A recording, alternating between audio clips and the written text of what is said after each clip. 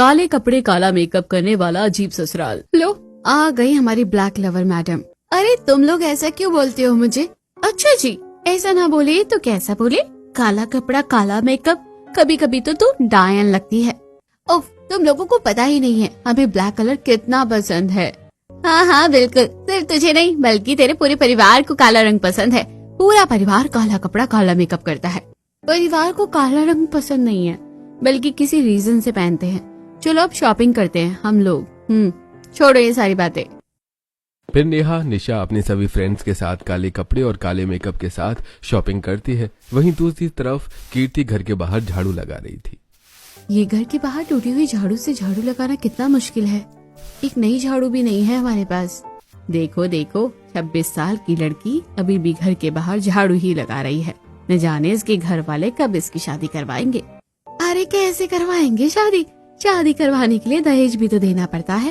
खुद भूख मारे हैं, दहेज कहाँ से लाएंगे? पड़ोसियों के ताने घर में बिस्तर पर बैठे रामलाल और शर्मिला भी सुन रहे थे।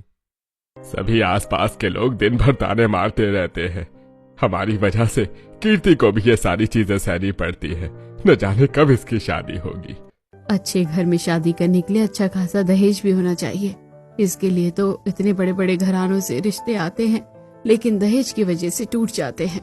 एक वक्त के लिए परिवार थोड़ा ढीला हो तो चलेगा, लेकिन अमीर होना चाहिए, वरना हमारी एक मासूम सी बेटी की जिंदगी इसी तरह झाड़ू पोछा करते गरीबी में ही निकल जाएगी। तभी वहाँ कीर्ति आती है। ओहो मम्मी पापा, आप लोग कितना टेंशन लेते हैं। मेरी शादी जहाँ होनी होगी वहाँ हो जाएगी। कीर्ति के माता पिता अक्सर कीर्ति की शादी को लेकर इसी तरह परेशान रहते थे। फिर एक दिन, आजकल सब्जियों के दाम तो ऐसे बढ़ रहे हैं जैसे मानो कोई सोना चांदी हो। कीर्ति खुद से बड़बड़ाते हुए सब्जियां लेकर घर आ रही थी कि तभी उसे रास्ते में उसकी कुछ शादीशुदा दोस्त मिलती हैं। अरे कीर्ति, तू कितने दिनों बाद मिल रही है? अरे हाँ, वो घर के कामों में बिजी रहती हूँ। फिर तुम लोग भी तो शादी के कितने दिनों बाद मुझे मिल रहे हो। पूरे के पूरे बदल गए हो। हाँ, लेकिन तू नहीं बदली और ना ही तूने शादी की है। वो सब तो ठीक है, लेकिन ये क्या? तू काले रंग का कपड़ा क्यों पहनी है? चुड़ैल डायन है क्या? यार ऐसा मत बोल, तुझे तो पता है ना मुझे ब्लैक कलर कितना पसंद है। हाँ लेकिन तुझे तो पता है कि मुझे काले रंग के कपड़ों से सख्त नफरत है। आखिरकार जब इतने रंग बिरंगे कपड़े हैं तो ये क्यों पहना? हाँ हाँ मोहतरमा, हमें पता है आपको काले रंग से ही नफरत है, लेकिन एक बार सोचिए, कहीं आपका ससुराल काले रंग के कपड़े और काले रंग का मेकअप करने वाला मिल जाए तो? यार बिना वजह कितना परेशान करते हो मुझे। मैं ऐसे ऐसे काले कपड़े काले मेकअप करने वाले अजीब ससुराल में कभी शादी नहीं करूंगी। मुझे मेरी जिंदगी बेरंग थोड़ी ना बनानी है। कीर्ति अपने दोस्तों से बात करते हुए सब्जी लेकर घर आ रही थी। वहीं दूसरी तरफ घर में, और बताइए, 26 साल की हो गई है कीर्ति, कब करवा रही हो उसकी शादी? कोई रिश्ता देखा या नहीं? अरे नहीं, अभी कहाँ। आपकी नजर में कोई रिश्ता हो तो बताइए, बिना दहेज का, क्योंकि कीर्ति के लिए रिश्ते तो बहुत आते हैं, लेकिन दहेज न होने की वजह से टूट जाते हैं। हाँ जी, सबका तो यही चल रहा है। वैसे मेरी नजर में एक रिश्ता तो है। ससुराल बहुत अच्छा है और अमीर है, सब अच्छे हैं, लेकिन बस प्रॉब्लम ये है कि सभी लोग वहाँ काले कपड़े ही पहनते हैं।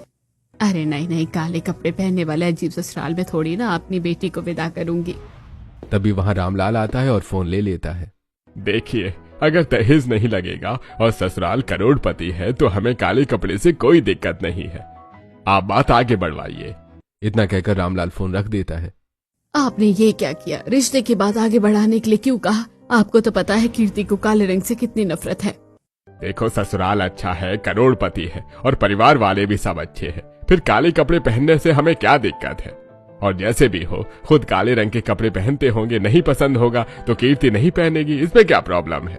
हाँ फिर ठीक है, सभी को वहाँ काले रंग के कपड़े पहनना पसंद होगा, कीर्ति का मन करेगा तो वो नहीं पहनेगी।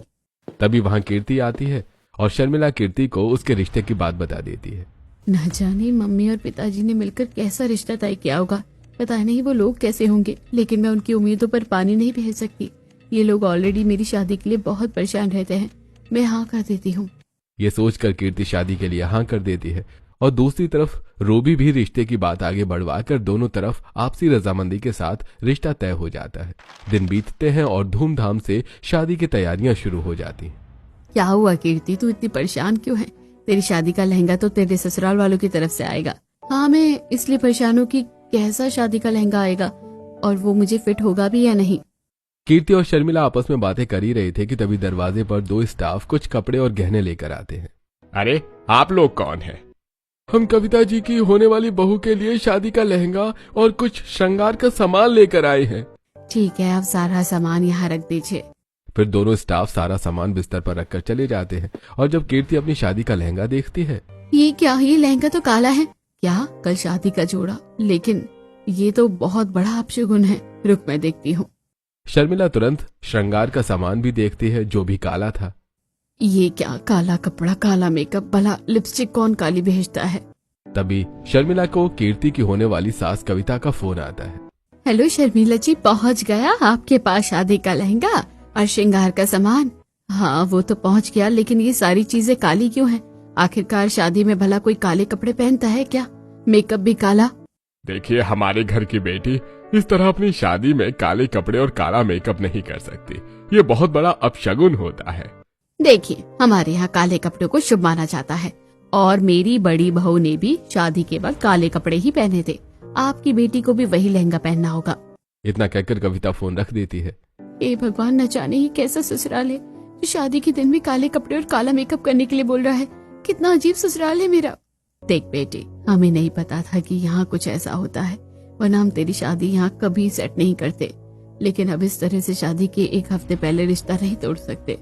अपने घर वालों की इज्जत के लिए कीर्ति अपने अजीब से ससुराल वालों की शर्त मान जाती है और खुद की शादी के दिन ही काले कपड़े और काला मेकअप करके मंडप में आती है। हे भगवान जी, दुल्हन काले कपड़ों में? अरे सब कपड़े ही काले नहीं, बल्कि दुल्हन का तो पूरा मेकअप भी काला है। दुल्हन को इस तरह काले कपड़े और काले मेकअप में देखकर आज पड़ोस और रिश्तेदारों में फुसफुसाने की आवाज गूंजने लगती है और तभी बारात आती है जिसमें भी सभी लोगों ने काले कपड़े ही पहन रखे थे। ये क्या, दूल्हा दुल्हन दोनों ने काले कपड़े पहन रखे हैं? ये तो कितना अशुभ है। इस तरह शादी नहीं हो सकती। पंडित जी, आप यहाँ शादी करवाने आए हैं, ड्रेस डिजाइन करने नहीं, इसलिए चुपचाप शादी करवाइए। विनय की बात सुनकर पंडित चुपचाप कीर्ति और केशव की शादी करवाते हैं और फिर विदाई के बाद गृह प्रवेश के वक्त, बहू अपने शुभ पैरों से ये कलश गिराकर घर में प्रवेश करो। बहुएं दाएं पैर से कलश गिराकर लक्ष्मी के रूप में हमारे घर में गृह प्रवेश करो। हाँ, लक्ष्मी के रूप में? कौन सी लक्ष्मी? इन्होंने काले रंग के कपड़े और काले रंग के मेकअप में लक्ष्मी कम चुड़ैल ज्यादा लग रही हूँ। काले कपड़े और काले मेकअप करने की वजह से परेशान कीर्ति खुद से बड़बड़ाते हुए गृह प्रवेश करती है। ये क्या, यहाँ के सारे पर्दे ब्लैक हैं और जितनी भी पेंटिंग्स रंगी है वो भी ब्लैक। अरे देवरानी जी, ये पेंटिंग और ये कर्टेन्स देखकर हैरान मत होइए। अभी तो बहुत सारी चीजें हैं जिसे देखते ही आपके होश उड़ जाएंगे। क्या भाभी, आप भी ना। कीर्ति भाभी, चलिए मैं आपको कमरे में छोड़ देती हूँ। फिर निशा तुरंत कीर्ति को कमरे में छोड़ती है जहाँ कमरे में भी रखी लगभग चीजें काली थी। काला मेकअप और काला कपड़ा कम था जो ये घर की बाकी चीजें भी काली हैं। ओ कहाँ भाभी, सारी चीजें काली थोड़ी ना है, बस कुछ चीजें ही तो काली हैं। अच्छा चलिए आप सो जाइए। निशा की बात सुनकर कीर्ति बिस्तर पर जाकर लेट जाती है और थकान की वजह से कीर्ति को तुरंत नींद आ जाती है। फिर अगली सुबह पहली रसोई की रस्म के लिए नहा धोकर नई नवेली दुल्हन की तरह तैयार होती है। वाह, कितनी अच्छी लग रही हूँ मैं इस रेड कलर की प्यारी सी साड़ी में। कल काला लहंगा और काला मेकअप करके तो चुड़ैल लग रही थी। खैर छोड़ो, अब चलकर अपनी पहली रसोई की रस्म पूरी करती हूँ। फिर कीर्ति तुरंत किचन में जाती है जहाँ कविता और करिश्मा पहले से ही काले कपड़ों में खड़ी थी। बहू, ये क्या, तुमने इस रंग के कपड़े क्यों पहने हैं? तुम्हें पता नहीं यहाँ सिर्फ और सिर्फ काले रंग के कपड़े ही पहने जाते हैं? हाँ देवरानी जी, और यहाँ मेकअप भी काला ही किया जाता है। यहाँ रेड लिपस्टिक नहीं चलती। लेकिन पहली रसोई में कौन काले कपड़े पहनता है? बड़ी बहू ने भी पहली रसोई पर काले कपड़े ही पहने थे और 4-5 सालों से हमारे घर में ऐसा ही होता आ रहा है, तो तुम्हें भी यहाँ के रीति रिवाज मानने पड़ेंगे। कविता के गुस्से से डर कर कीर्ति कमरे में जाकर अपना ड्रेस चेंज करती है और काले कपड़े पहन लेती है। इन लोगों का बस चले तो ये लोग इस घर को भी काला कर दे। पता नहीं इन्हें काले रंग से इतना प्यार क्यों है, क्या है राज? इस तरह बड़बड़ाते हुए कीर्ति किचन में पहुंचती है और अपनी पहली रसोई की रस्म पूरी करके सभी को एक से बढ़कर एक पकवान खिलाती है। चाची, आपने तो बहुत ज्यादा टेस्टी खाना बनाया है, खास करके मिल्क शेक। हाँ भाभी, आपने तो बड़ी भाभी और माँ को भी फेल कर दिया। सच में क्या खाना बनाया है, एकदम लाजवाब। हाँ बहू, तेरे हाथों का खाना खाकर तो दिल खुश हो गया। ये मेरी तरफ से एक छोटा सा तोहफा। फिर सभी लोग कीर्ति की पहली रसोई का तोहफा देते हैं और हंसी मजाक करते हुए नाश्ता करते हैं। फिर थोड़ी देर बाद दोपहर में, बहू बड़ी बहू किचन में काम कर रही है, तू जाकर बाहर से सब्जी ले आ जा। ठीक है माँ जी, मैं अभी लेकर आती हूँ। फिर कीर्ति तुरंत बाहर सब्जी लेने सब्जी के ठेले पर पहुंचती है। अरे वो देखो, कविता की नई नवेली भी बहू बाहर आ गई है सब्जी लेने। अरे हाँ, तुम ही हो ना कविता की नई बहू। अब तो तुम भी दिन भर काले कपड़े और काला मेकअप ही करोगी ना, है ना? हाँ आंटी जी, अब मेरे ससुराल वाले ऐसा करते तो मुझे भी ऐसा करना पड़ेगा। हाँ, ये तो तुम्हारी मजबूरी है। वैसे सच में कितना अजीब ससुराल है ना तुम्हारा, काला कपड़ा काला मेकअप। कभी अंधेरे में चली गई तो किसी को दिखोगी भी नहीं। सच में कोई छोटा बच्चा रात को देख ले तो भूत नहीं समझ लेगा, काले कपड़े पहनने वाली चुड़ैल। इस तरह सभी लोग कीर्ति और सतीश के ससुराल वालों का मजाक उड़ाते हैं, लेकिन कीर्ति सबकी बातें अनदेखा करके सब्जी लेकर घर लौटती है। इन लोगों की वजह से तो सभी लोग इसी तरह मेरा मजाक उड़ाएंगे। सच में कितना अजीब ससुराल है मेरा, काले कपड़े काला मेकअप करने वाला। परेशान कीर्ति खुद से बड़बड़ाते हुए किचन में खाना बनाती है। इसी तरह 1-2 दिन बीतते हैं। फिर एक दिन कॉफी तो बन गई है, अब जाकर निशा और नेहा के कमरे में दे देंगे। हाँ बिल्कुल, क्यों नहीं, दीजिए मैं देकर आती हूँ। इतना कहकर कीर्ति तुरंत कॉफी लेकर निशा और नेहा के कमरे में पहुंचती है, जहां दोनों शीशे के सामने बैठकर मेकअप कर रहे थे। देख, मेरा ये ब्लैक आई शेडो अच्छा लग रहा है ना? अरे हाँ हाँ बिल्कुल, तेरा ब्लैक आई शेडो तुझे एकदम इंग्लैंड लुक दे रहा है। वैसे ये बता, मेरी ब्लैक लिपस्टिक की ब्लैक बाउंड्री कैसी लग रही है? अरे तेरे इस ब्लैक टॉप पर तो तेरी ब्लैक लिपस्टिक का सेट बहुत ज्यादा अच्छा लग रहा है। कौन सी कंपनी की है ये ब्लैक लिपस्टिक? नेहा और निशा को इस तरह काला मेकअप करते हुए कीर्ति देख लेती है। हे भगवान, सच में मेरा ससुराल कितना अजीब है। काला कपड़ा कम था क्या, जो भूतनी की तरह काला मेकअप भी कर रहे हैं ये लोग। कीर्ति की आवाज सुनकर नेहा और निशा की नजर कीर्ति पर पड़ती है। अरे भाभी आप, अच्छा हुआ आप आ गई। जल्दी से मेरी कॉफी दे दीजिए, हमें कॉलेज के लिए लेट हो रहा है। हाँ भाभी, वैसे भाभी आपको मेरा ये काला मेकअप कैसा लग रहा है? मुझे कॉलेज जाना है ना इसलिए। हाँ, और मेरी ये ब्लैक नेल पेंट, काला कपड़ा काला मेकअप और ये लंबे लंबे नाखूनों पर ब्लैक नेल पेंट, सच में किसी डायन और चुड़ैल से कम नहीं लग रही है ये दोनों। क्या हुआ भाभी, क्या सोच रही हैं आप? नहीं, मैं कुछ नहीं सोच रही थी। वैसे तुम दोनों तो बहुत ज्यादा सुंदर लग रही हो, स्वर्ग से उतरी अप्सरा की तरह। थैंक यू सो मच भाभी, हमें तो पहले ही पता था। नेहा की बात सुनकर कीर्ति चुपचाप कमरे से चली जाती है। फिर इसी तरह थोड़ी देर बाद जब नैतिक कमरे में वीडियो गेम खेल रहा था। भाभी भाभी भाभी, आपने मेरी कॉफी नहीं लाई, जल्दी मुझे कॉफी दीजिए ना। अरे हाँ, भूल गई थी, अभी लाती हूँ देवर जी। फिर कीर्ति तुरंत कॉफी लेकर नैतिक के कमरे में पहुंचती है। ये लीजिए देवर जी coffee. Thank you so much भाभी, यही रख दीजिए, मैं पी लूंगा। आपकी ये टी शर्ट आप 2 दिन से पहन रखे हैं, मुझे दे दीजिए, मैं धो देती हूँ। ओहो भाभी छोड़िए ना, काले रंग का कपड़ा है, गंदा भी हो जाएगा तो पता नहीं चलेगा।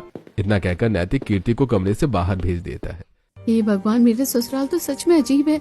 ऊपर से ये आलसी देवर जी काले कपड़े पहनने के तो फायदे उठा रहे हैं। अब इसी तरह दिन बीतने लगते हैं। कीर्ति जिसे काले रंग से नफरत थी, उसे भी अब अपने अजीब ससुराल की वजह से काला कपड़ा और काला मेकअप ही करना पड़ता है। इसी तरह एक दिन। और बेटा कैसी है? बहुत दिन हो गए हम लोग मिले नहीं हैं। चल किसी पार्क में मिलकर बचपन की यादें ताजा करते हैं। हाँ ठीक है, शाम को मैं मिलती हूँ तुझे। इतना कहकर कीर्ति फोन कट कर देती है।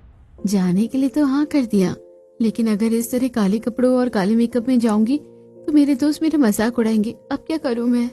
सारे कपड़े उतार कर अपने कमरे में जाती है और तभी उसे एक जबरदस्त आइडिया आता है। मैं काले रंग की जगह कोई और कपड़ा पहन के चली जाऊँ तो उन्हें पता कौन सा चलेगा। एक काम करती हूँ, छुपकर कोई दूसरे रंग का कपड़ा पहन के चली जाती हूँ। फिर कीर्ति शाम होते ही कमरे का दरवाजा बंद करके ब्लू कलर की एक प्यारी सी साड़ी पहनती है। मैं इसमें कितनी ज्यादा सुंदर लग रही हूँ। न जाने कितने दिनों बाद मैंने किसी दूसरे रंग की ड्रेस पहनी है। इतने दिनों से लगातार कपड़े पहनने की वजह से तो मुझे सफोकेशन होने लगा था। इसी तरह खुद से बात करते हुए कीर्ति अच्छी तरह अपना मेकअप करके घर के पीछे के दरवाजे से छुपकर बाहर जाने लगती है कि तभी कविता उसे देख लेती है। रुक जाओ बहू, तुम्हारी हिम्मत कैसे हुई ये ब्लू कलर की साड़ी पहनने की? तुम्हें पता नहीं है यहाँ सब सिर्फ और सिर्फ काले कलर के कपड़े पहनते हैं। हे भगवान, इन्होंने कैसे देख लिया? माँ जी मैं तो बस। एकदम चुप, मुझे तुम्हारी कोई बकवास नहीं सुननी। कविता इतनी तेज चिल्लाती है कि घर के सभी लोग घर के पीछे वाले दरवाजे पर इकट्ठा हो जाते हैं। 3 सालों से चला आ रहा है घर का ये नियम, अब तक किसी ने नहीं तोड़ा था, लेकिन तुमने इसे तोड़कर सही नहीं किया। न जाने तुम ये कब से करती आ रही हो। नहीं माँ जी, मैं तो बस आज ही। मैं तुम्हारे कबर्ड में रखे सारे रंगीन कपड़े जला दूंगी। ना रहेंगे रंगीन कपड़े और ना ही तुम ये सब पहनोगी। कविता निशा से कीर्ति के कमरे में रखे सारे रंगीन कपड़े मंगवाती है और कीर्ति के आंखों के सामने उन्हें जला देती है और वहां से चली जाती है। इतने दिनों बाद सिर्फ आज ही मैंने छुप कर रंगीन कपड़े पहने थे, वो भी इन लोगों को पता चल गया। मेरे सारे कपड़े इन्होंने जला दिए, न जाने क्यों। देखिए देवरानी जी, यहाँ कुछ सालों से ऐसा होता आ रहा है। जिसे पसंद है वो भी और जिसे नहीं पसंद है वो भी काले कपड़े ही पहनता है। क्यों जेठानी जी, आखिर इस काले कपड़े पहनने के पीछे क्या राज है? एक दिन माँ जी की सबसे छोटी बेटी चंचल की डेथ हो गई थी और फिर उसी के 2-3 हफ्तों के बाद माँ ने ये नियम लागू कर दिया, लेकिन इसके पीछे का राज मुझे भी अच्छी तरह से नहीं पता। इतना कहकर करिश्मा वहाँ से चली जाती है। मुझे अब इस रहस्य का पता लगाना ही होगा। आखिर इस काले रंग के कपड़े पहनने के पीछे कोई ना कोई राज है। फिर कीर्ति काले कपड़े पहनने के पीछे का कारण पता लगाने की कोशिश करती है। फिर एक दिन आज शाम को मामी के घर बहुत बड़ी सत्यनारायण भगवान की पूजा है, हम सब वहाँ जाएंगे या नहीं? अगर नहीं जाएंगे तो बुरा लगेगा, इस वजह से शाम को हम सब पूजा में जाएंगे। ये बातें किचन में खड़ी कीर्ति भी सुन रही थी। ये लोग इस तरह काले कलर के कपड़े पहनकर और काले कलर का मेकअप करके अगर चुड़ैल बनकर जाएंगे तो उन्हें बुरा ही लगेगा। फिर शाम को सभी लोग पूजा में जाने के लिए तैयार होते हैं। सभी लोग इतनी बड़ी सत्यनारायण भगवान जी की पूजा में तो काले रंग के कपड़े नहीं भी पहनेंगे। मैं भी वही ब्लू साड़ी ही पहन लेती हूँ। ये सोचकर कीर्ति तुरंत रंगीन कपड़े पहनकर हॉल में आती है, जहाँ सभी ने काले कपड़े पहने थे। तुम रोज रोज ये रंगीन कपड़े क्यों पहन लेती हो? तुम्हें एक बार में समझ नहीं आता? हम सबको काले कपड़े ही पहनना है, यही हमारे लिए शुभ है और अच्छा है। अम्मा जी इस तरह रंगीन कपड़ों को देखकर इतना गुस्सा और भावुक क्यों जाती है? इस काले कपड़ों के पीछे कोई बहुत बड़ा रहस्य है, लेकिन वो क्या है? खड़ी खड़ी मेरी शक्ल क्या देख रही हो? जाकर कपड़े बदल कर आओ। इस बार कविता के गुस्से के साथ इमोशनल टोन को सुनकर कीर्ति बिना कुछ कहे कपड़े बदलकर सभी के साथ पूजा में पहुंचती है। राम राम, ये कितना बड़ा अपशगुन है। कोई सत्यनारायण भगवान जी की पूजा में इस तरह काले कपड़े पहन कर आता है क्या? वैसे आप लोग थोड़ा बच कर रहिएगा, कई भगवान आप सबको इन काले कपड़ों की वजह से भूत समझकर भगा न दे। पूजा में काले रंग के कपड़े पहनने की वजह से कीर्ति और उसके ससुराल वालों की बहुत बेइज्जती होती है और फिर वो लोग वापस घर लौट जाते हैं। मेरे इस काला कपड़ा काला मेकअप करने वाले अजीब से ससुराल की वजह से मेरी तो हर जगह बेइज्जती हो रही है। इसी तरह अगले दिन शाम को, हे भगवान, इस अंधेरे में तो मुझे डर लग रहा है, न जाने घर कब आएगा। तभी कुछ पड़ोसन भी वहाँ से गुजरती हैं। अरे कीर्ति बहू, तुझे डरने की क्या जरूरत है? कोई छोटा बच्चा तुझे देखेगा तो वो खुद ही तुझसे डर कर भाग जाएगा। हाँ, और नहीं तो क्या, काले रंग के कपड़े और मेकअप में तो तू चुड़ैल और डायन से कम नहीं लगती है। इसी तरह पड़ोसन कीर्ति का मजाक उड़ाकर वहाँ से चली जाती है और कीर्ति जैसे तैसे घर पहुँचती है। मेरे इस अजीब ससुराल की वजह से अब तो मेरे डर का भी मजाक बनने लगा है। अब तो इन्हें मजा चखाऊंगी और साथ ही इस काले रंग के पीछे के रहस्य का भी पता लगाऊंगी। ये फैसला लेने के बाद कीर्ति अपने कमरे में जाकर सो जाती है और फिर अगले दिन सुबह उठकर किचन में सबके लिए रोटी बनाती है। दूसरी तरफ बहुत पसंद है ना मेरे इस अजीब से ससुराल वालों को काले कपड़े और काला मेकअप। आज मैं इन्हें प्यारी प्यारी गोल गोल काली जली हुई रोटियां भी खिलाऊंगी, तभी इनकी अकल ठिकाने आएगी। अरे कब मिलेगा नाश्ता? नाश्ता बनाया नहीं। बन गया, लाती हूँ अभी। फिर कीर्ति तुरंत नाश्ता लाकर सभी को परोसती है। अरे ये क्या बहू, तूने तो ये रोटियां जला दी क्यों? हाँ भाभी, आपने तो रोटी को क्यों जला दिया इतना कि इसका पूरा रंग काला हो गया? अरे तो क्या हो गया? आप लोगों को तो काला रंग बहुत पसंद है, अब काली काली रोटियां भी खाइए। बहू, तुम्हारा दिमाग तो ठिकाने पर है, ये क्या बोल रही हो? अरे मैं तो बस आप लोगों की पसंद और नापसंद का ध्यान रख रही हूँ। आप लोगों को काला रंग इतना पसंद है, इसलिए मैंने स्पेशल आप लोगों के लिए काली रोटियां बनाई है, आप खाइए प्यार से। इतना कहकर कीर्ति वहाँ से चली जाती है और सभी को जली हुई काली रोटियां ही खानी पड़ती हैं। फिर दोपहर में, अरे बहू थोड़ा मेरे लिए चाय बना दे तो। जी पापा जी, अभी बना देती हूँ। इतना कहकर करिश्मा चाय बनाने लगती है कि तभी वहाँ कीर्ति आती है। क्या हुआ जेठानी जी, क्या कर रही हो? कुछ नहीं, बस चाय बना रही हूँ। अच्छा, तो आप चाय बना रही हैं? दीजिए, मैं चाय बना देती हूँ, आप आराम कीजिए। कीर्ति की बात सुनकर करिश्मा खुश हो जाती है और वहाँ से चली जाती है। अब पिलाती हूँ मैं इन्हें चाय बनाकर। फिर कीर्ति बिना दूध वाली काली चाय बनाती है और ले जाकर झूले पर बैठे विनय को दे देती है। अरे बहू, ये क्या है? ये चाय तो काली है, किचन में दूध खत्म हो गया था क्या? दूध नहीं, मेरा पेशेंस खत्म हो गया था ना, और वैसे भी आप लोगों को काली चीजें तो बहुत पसंद है, तो लीजिए काली चाय। इतना कहकर कीर्ति गुस्से में पैर पटककर वहाँ से चली जाती है और विनय जैसे तैसे काली चाय ही पी लेता है। फिर शाम को, कीर्ति जरा मेरे लिए एक गिलास पानी लेकर आना। केशव की बात सुनकर कीर्ति एक गिलास में ब्लैक वाटर लेकर आती है। ये लीजिए आपका पानी। ये क्या, तुम पागल हो गई हो क्या? काला पानी कौन लेकर आता है? अरे मेरे पतिदेव, ये काला पानी नहीं बल्कि ब्लैक वाटर है, और फिर आप लोगों को ब्लैक चीजें बहुत पसंद है, तो पानी में भी काला ही पीजिए। अब इसी तरह कीर्ति रोटियां जलाकर काली बनाती तो चाय में दूध डाले बिना काली चाय और ब्लैक वाटर सभी को पिलाती, जिसकी वजह से सभी लोग बहुत ज्यादा परेशान हो गए थे। फिर एक दिन, अरे ये काले रंग की खाने की प्लेट किसने ऑर्डर की है? अरे ये तो मैंने की है। आप लोगों को काला रंग बहुत पसंद है ना, इस वजह से काले रंग के बर्तन में ही खाना खा लीजिए। बहुत हो गया, बंद करो अपना ये नाटक। मुझे सब समझ में आ रहा है, तुम ये जानबूझकर कर रही हो ना। हाँ, जब आप लोग अपने काले मेकअप और काले कपड़ों से मुझे परेशान कर सकते हैं, तो मैं अपनी काली चाय, काली रोटी और काले पानी से क्यों नहीं? और फिर जब तक मुझे इस काले रंग के पीछे का रहस्य नहीं पता चलेगा, मैं ऐसा ही करूंगी। तुम्हें रहस्य जानना है ना, तो फिर सुनो। 3 साल पहले मेरी छोटी बेटी चंचल की डेथ हो गई थी और उसके बाद मुझे एक तांत्रिक मिले, जिन्होंने मुझे बताया कि कुछ हवन और हमेशा काले कपड़े पहनने से मेरी बेटी चंचल की आत्मा को शांति मिलेगी। और फिर चंचल का फेवरेट कलर भी ब्लैक था। माँ जी, मैं आपकी फीलिंग को समझ सकती हूँ, लेकिन वो तांत्रिक आपको उल्लू बना रहा है। ऐसा कुछ भी नहीं होता है। नहीं, ऐसा नहीं हो सकता। आखिरकार उसने मेरी बेटी के नाम पर मुझे सोने चांदी के, यहाँ तक कि डायमंड के नेकलेस की भी आहुति दिलवाई। और फिर तुम क्या जानो एक बेटी को खोने का दर्द। क्या यही था इस काले रंग के पीछे का रहस्य? कहीं आप उसी पीपल के पेड़ के नीचे बैठे वाले तांत्रिक की तो बात नहीं कर रही? हाँ, लेकिन क्यों? माँ जी, वो तो बहुत बड़ा लुटेरा है। न जाने कितनी बार वो जेल में जा चुका है। वो आपको बेवकूफ बनाकर आपके पैसे लूट रहा है, आपकी फीलिंग्स का मजाक बना रहा है। नहीं नहीं, ऐसा नहीं हो सकता। तुम लोग चाहते ही नहीं कि मेरी बेटी की आत्मा को शांति मिले। हाँ हाँ माँ जी, हम क्यों ऐसा चाहेंगे।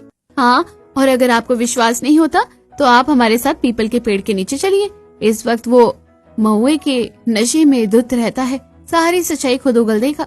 कविता पहले कीर्ति और करिश्मा की बात नहीं सुनती है, लेकिन बहुत जिद करने पर पूरा परिवार पीपल के पेड़ के नीचे पहुंचता है। अरे आज तो बहुत मस्त हाथ साफ किया है।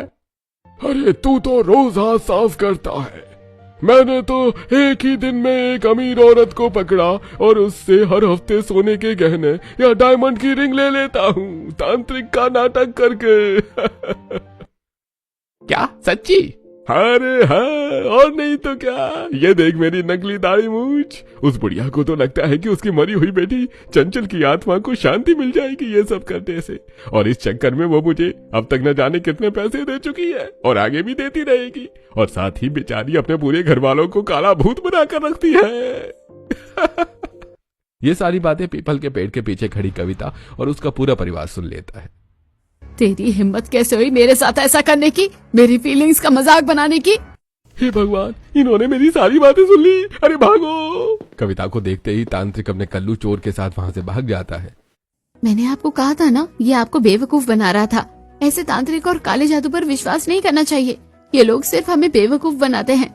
सच में इसकी वजह से न जाने मैंने कितने पैसे बर्बाद कर दिए, और साथ ही 3 सालों से लगातार काला कपड़ा और काला मेकअप करके रहना पड़ा।